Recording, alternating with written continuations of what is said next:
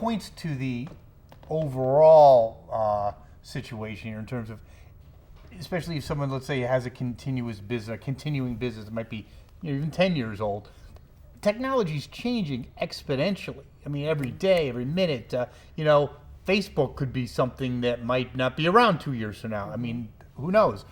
It's you really need a group of people to advise you, not only from the strategic sense, but the technological sense as well, I would think, correct? I think what's going to be interesting is these IT companies, because there's so many of them trying to navigate those waters now. And I think there is a real opportunity to, how do we stay ahead of social media? How do we stay ahead of current trends and what's happening and Does social media scare some of your clients?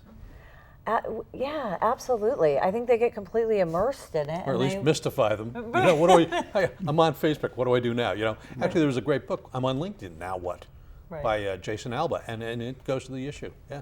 Mm-hmm. Yeah, because I would think that, especially from someone, let's say, who has a shoe business. Right. They're not IT people, and and it's also half in, half out. Not kind of a different scenario, but half in, half out in terms of their natural inclination is not technology, it's shoes. Right. They'll put a Facebook with a little picture and say we sell shoes, but it's almost like having nothing. It's half in, right? There's another opportunity small business owners have is they try to do it all themselves. So should that shoe owner be out there putting stuff on Facebook, it's probably well worth their time to hire somebody to do that.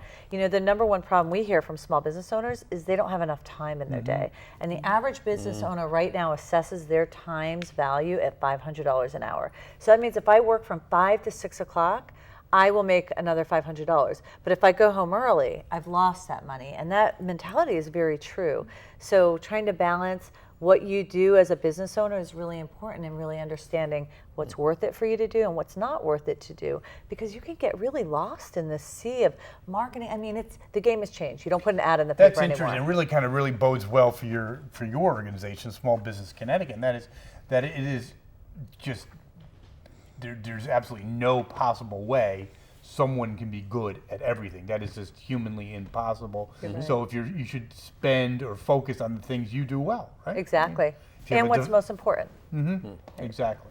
Like a defensive coach for football is not going to be the great next offensive coordinator. It's just not going to work. So. Right. Now, Brian, from your perspective, being on the board, what brings you some of the your great satisfactions, and where do you see the organizations playing the biggest role? I derive the great satisfaction from the fact that we're helping small businesses be more successful. I know, to your point, you can't do everything well.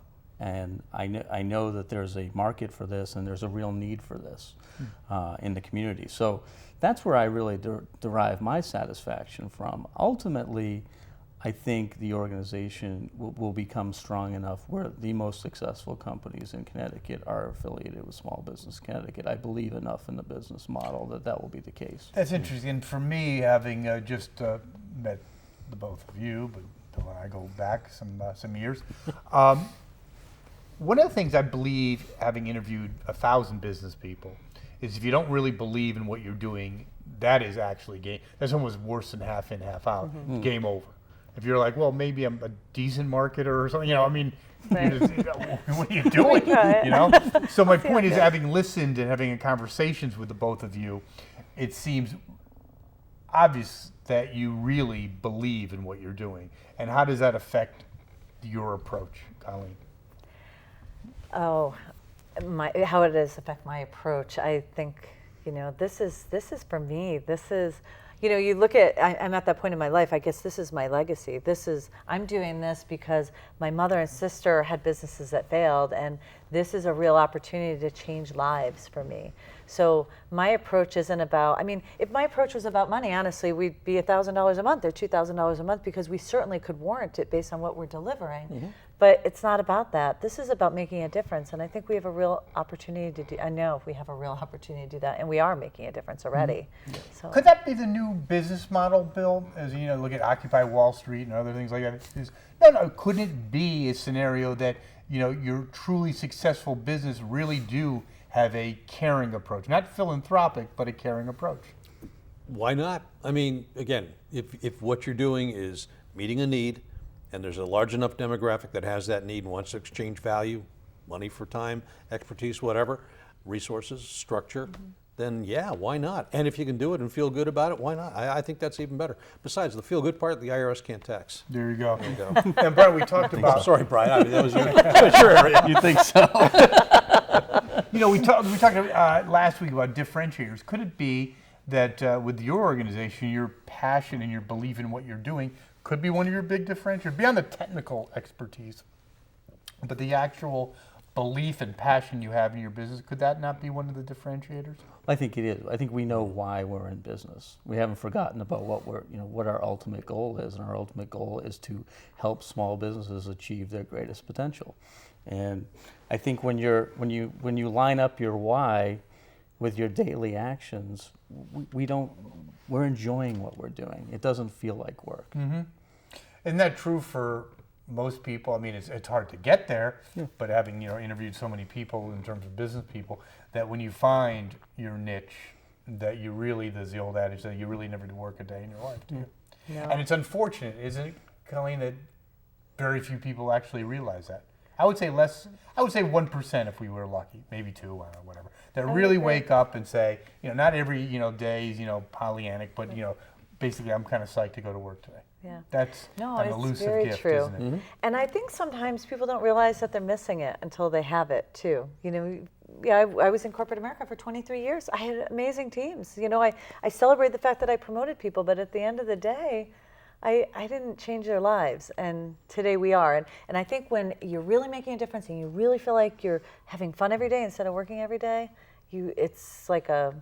That's funny that you said that, because fireworks. it's been a long time since I had that interaction, but it was when I first started doing this show. I don't know the name of the business, really, it's not important what it was, but it was someone, let's say, they started their business, I don't know, maybe 45, who knows, middle age, and that person, enjoyed their job, just like you were saying, but then they were into something totally, that they were totally into, and it was almost better the second time around at that, having the backdrop of, I know what enjoyment was, but now this is passion. Yeah, absolutely. There is something to be said for passion, and I think it fuels so much.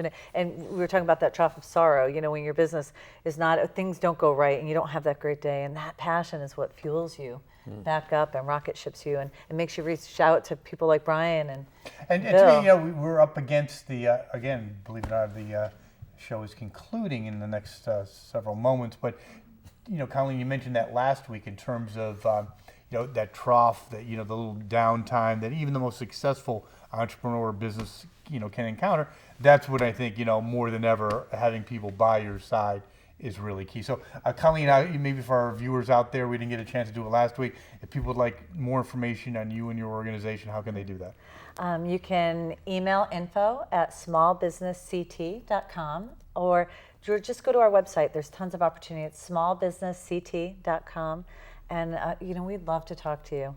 Great. Well, Bill, Colleen, and Brian, thank you so much for being on the Business Buzz, and I think it was certainly worth doing a back-to-back week series, a mini-series, if you will, and I certainly invite all of you back for another edition of the Business Buzz, and I thank all of you out there for tuning in to the Business Buzz. We'll be back next Wednesday with another exciting and interesting show. Thanks for tuning in. Thank you. Thank you. Thank you.